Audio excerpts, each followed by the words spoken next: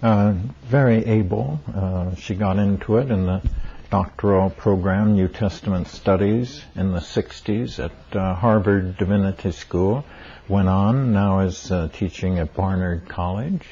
And there's a kind of exquisite appropriateness that the leading popularization or dissemination of this is coming through a woman, because the feminine emphasis was one of the distinctive emphases of the Gnostic.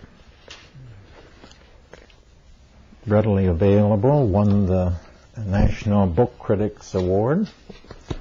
Splendid book.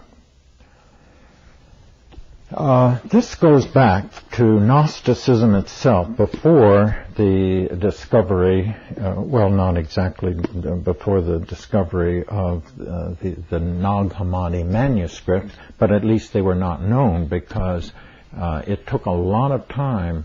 This story is, I wish I knew the specifics, because it's a marvelous yarn of drama in it, including, and this is the point now, international, I started to say intrigue, but not exactly that, but blockages. Yeah, you couldn't get, who's going to have the rights to these, and who would have access to them, and who would be permitted to see them, and it got into high diplomacy, which slowed the whole thing down. So this was the first one, really, to hit the consciousness. And what's the date of this? Well, it goes back to 1959. That shows how slow I am in coming on to it. I didn't come on to it till about 1965, I think.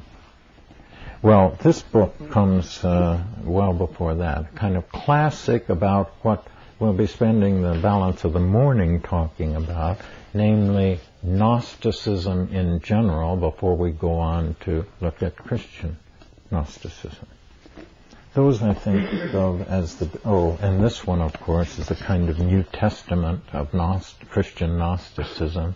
I think the single most beautiful testament of Christian Gnosticism.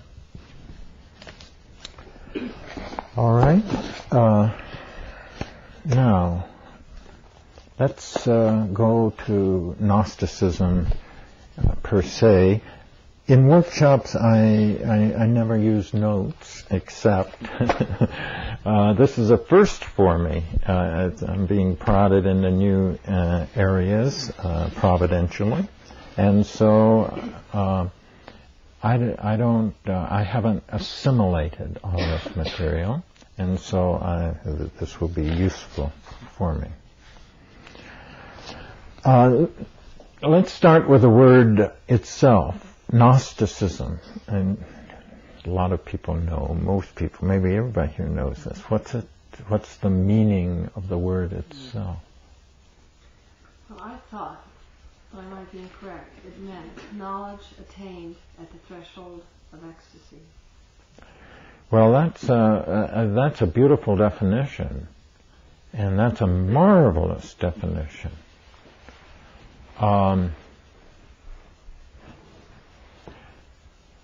But I think that's the kind of peak definition, and therefore I think we have a need for a more comprehensive that wouldn't limit it to that, because that is the ultimate mode of knowledge. But how many are privy to that gem-like ultimate? Maybe all of us to a greater degree than we recognize. I think more and more every day. Yeah, right. In fact. Right. Like Maslow, once he gave a name to peak experience, everybody found out to their surprise that they had them.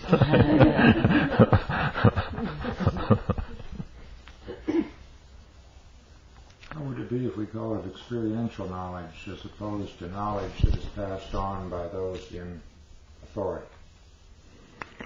All right, that has a valid element to it too. I think these are both true. I'm going to suggest yet another way, and from this pool, there's no one way to do it, but these are elements and emphases. Anybody want to suggest yet another one?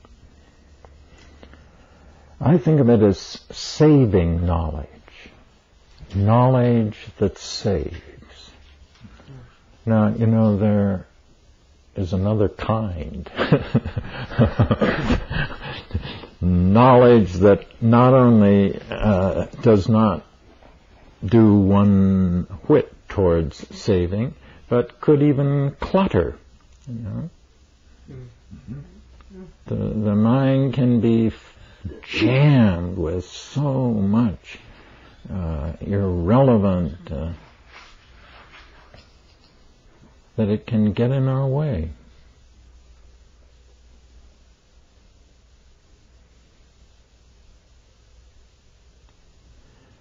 So this is knowledge of a very special kind.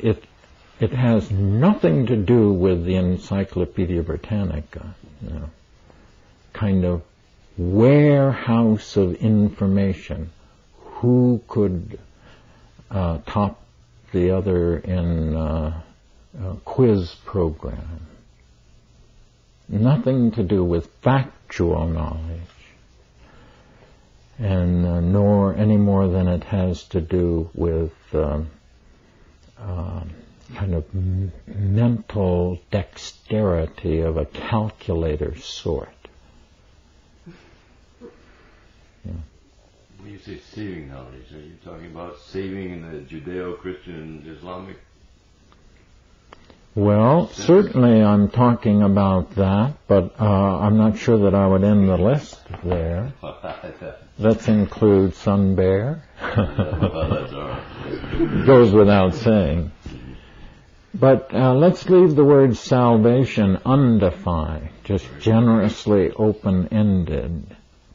And see, there is this other kind of knowledge which,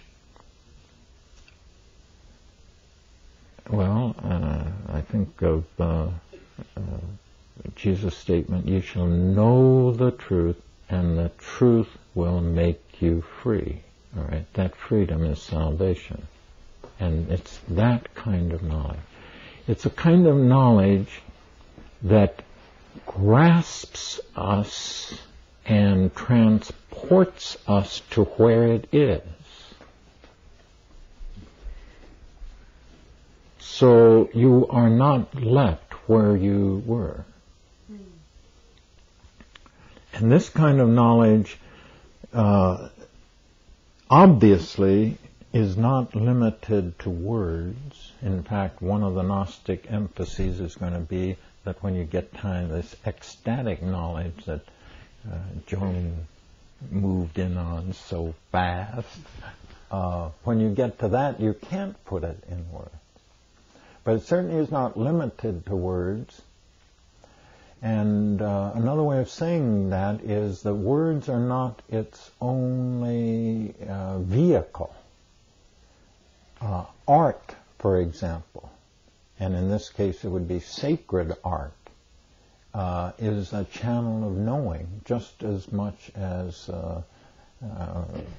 propositions, texts, and the like. See, and let's just dwell on that for a moment to get really a clean grasp on this kind of knowledge.